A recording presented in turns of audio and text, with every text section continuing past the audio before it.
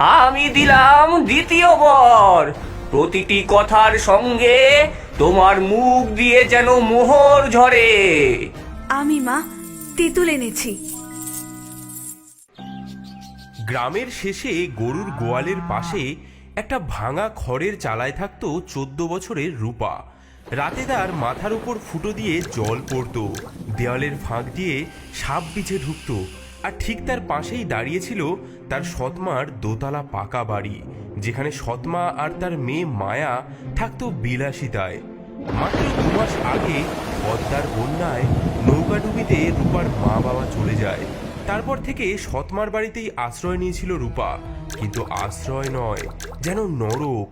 সৎমা তাকে গোয়াল ঘরের কোণে শুতে দেয়, পচা ভাত খেতে দেয়, আর দিনরাত খাটিয়ে নেয়।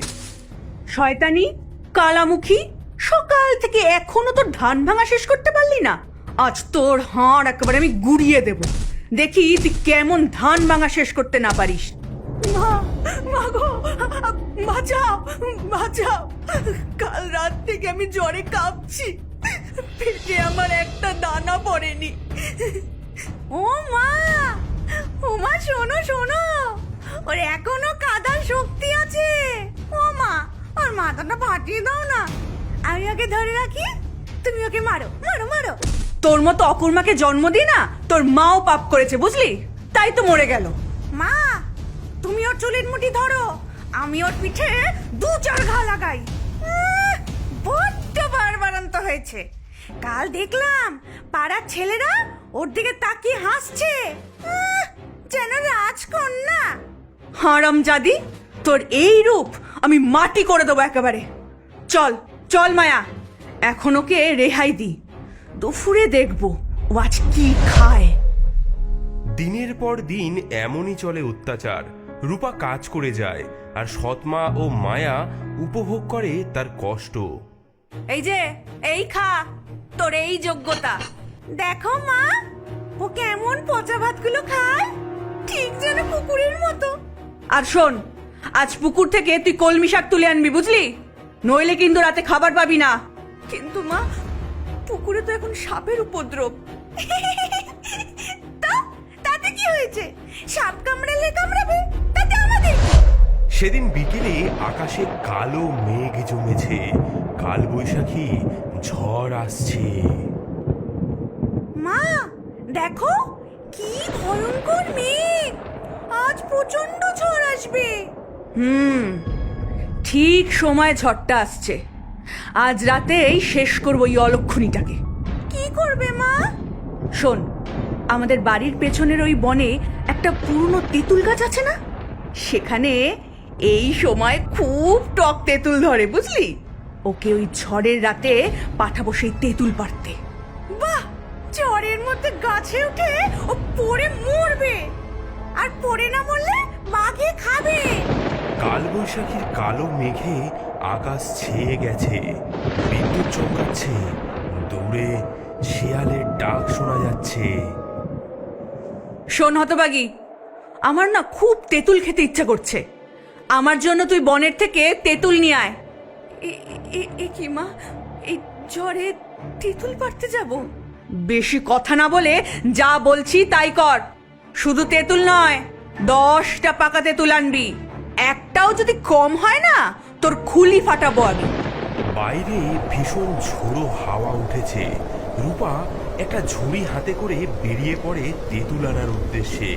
সৎমা তার হাতে একটা শুকনো রুটি দিয়ে দেয়। এই এই নে, একটা রুটি নে, নয়তো আবার মরে গিয়ে ভূত হয়ে আমার ঘর মটকাতে আসবি, আবার বলবি আমি তোকে খেতে দিইনি। এবার যা। সৎমা আর মায়া দাঁড়িয়ে দেখতে থাকে রূপা কিভাবে জঙ্গলের অন্ধকারে মিলিয়ে যায়। যা যা, তাড়াতাড়ি যা, হয় তোকে সাপে কামড়াবে, নয় পড়ে মরবি, আর নয় তো ওই বাঘে খাবে, তিনটের একটা তো হবেই। ভিজে কাপড়ে রূপা বনের পথ ধরে হাঁটতে থাকে। আকাশে বিদ্যুৎ চমকাচ্ছে, গাছের ডালপালা ভেঙে পড়ছে চারিদিকে।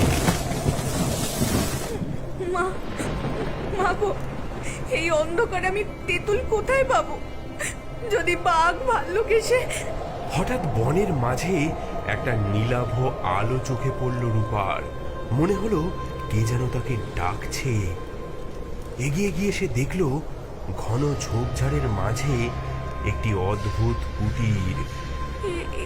কি এমন ভয়ঙ্কর ঝড়ে এই গভীর বনে একটা বাড়ি, বাতিও জ্বলছে, মানুষ থাকে নাকি? রে মা, তুই এই ঝড় বৃষ্টিতে একা একা? ঠাকুরমণি, আমি একটা অভাগী মেয়ে। সৎমানা আমাকে পাঠিয়েছে তেঁতুল আনতে। ভিজে একাকার হয়ে গেছি, একটু আশ্রয় দেবেন? সেই 3 ছোট্ট মানুষ রূপাকে ভেতরে নিয়ে গেল। বাছারে, তোর সর্বাঙ্গ ভিজে গেছে, দাঁড়া গরম জল দি, আর এই নে গরম চাদর। রূপা গায়ে গরম চাদর জড়িয়ে নিল এবং তার ঝোলা থেকে সেই শুকনো রুটিটি বার করলো। আমার কাছে না শুধু এই শুকনো রুটিটাই আছে, আপনারা নিন, আমরা ভাগ করে খাই।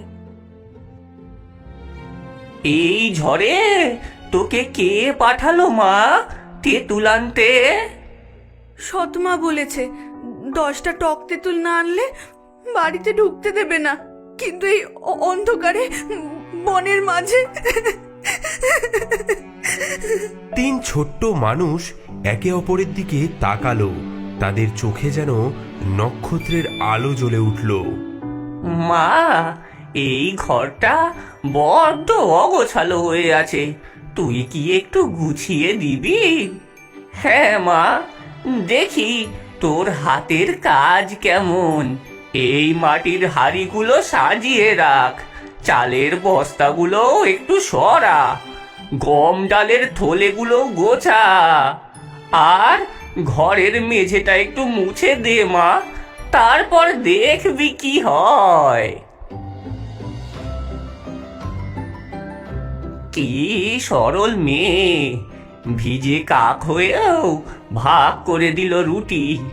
কত কষ্ট পেলেও দেখো মুখে হাসিটা ঠিক রয়েছে। চলো এমন কিছু করি যাতে ওর জীবনে আর কোনোদিন দুঃখ না থাকে। আমি দিলাম প্রথম বর, তোমার জীবনের সব দিন যেন আগের দিনের চেয়ে বেশি আনন্দময় হয়। আমি দিলাম দ্বিতীয় বর, প্রতিটি কথার সঙ্গে তোমার মুখ দিয়ে যেন মোহর ঝরে। আমি দিলাম তৃতীয় বর, এক রাজা যেন তোমাকে বিয়ে করে। এদিকে বাইরে ভোরের আলো ফুটে উঠতে শুরু করেছে। ঘর পরিষ্কার করতে করতে রূপা দেখলো সেই ঘরের বাইরে অনেক পাকা তেঁতুল পড়ে রয়েছে।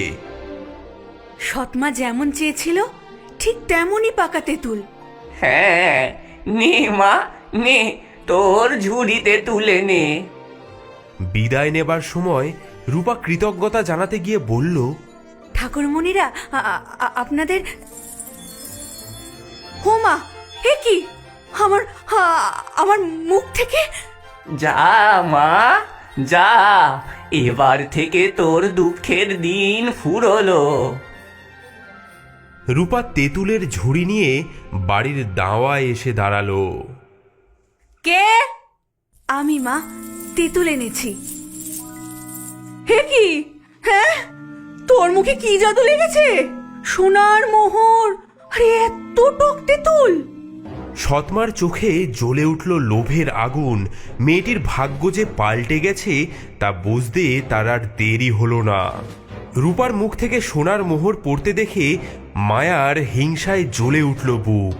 মা, আমিও যাব, আমাকেও বনে যেতে দাও। দেখো না, ওই অলক্ষণে কত সোনা পেয়েছে। না মায়া, এখন বড্ড বিপদ, বনে বাঘ ভাল্লুক ঘোরে। আমি যাবই না, আমি যাবই, আমাকে সোনার মোহর পেতেই হবে। ওই ছুরি রানী হবে আর আমি ফকির হয়ে থাকবো। শেষে সৎমা রাজি হলো। মেয়েকে পরালো নতুন শাড়ি, সঙ্গে দিল মিষ্টান্ন, পিঠে পুলি।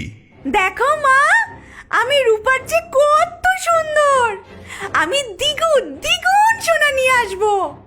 মায়া বনের পথে হাঁটছিল অহংকারে মাথা উঁচু করে। দূরে কুটির দেখে সে বিজয়িনীর ভঙ্গিতে এগিয়ে গেল। এই যে বামুন কুটকুটেরা, দরজা খোল, দরজা খোল, তোদের রাজকন্যা এসেছে। এ কি, এভাবে দরজায় লাথি কে মারছে?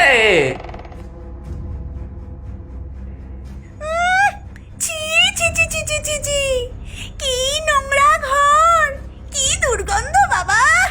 এই জায়গায় থাকিস? তবে জাদু তো ভালোই জানিস। আগে একটু বসো মা।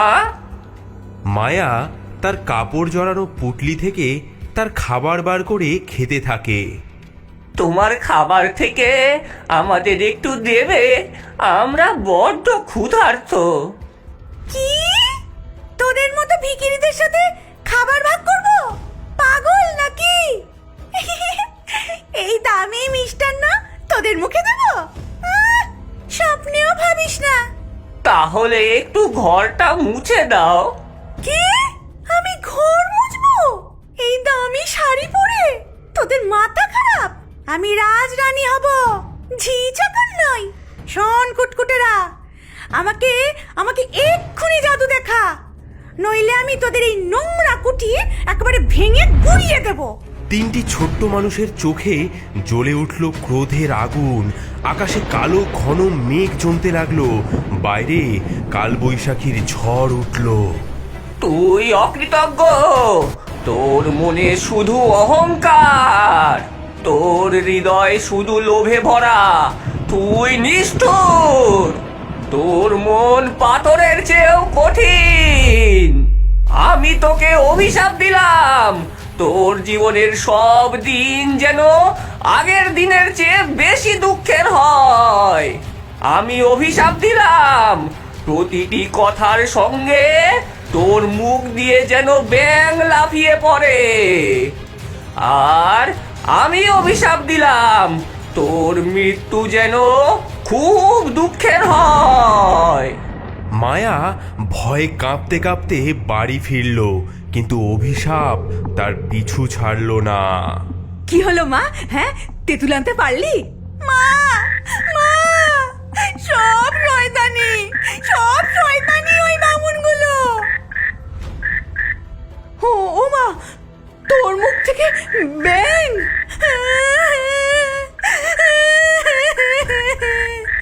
মা, মা গো, আমার কি হলো?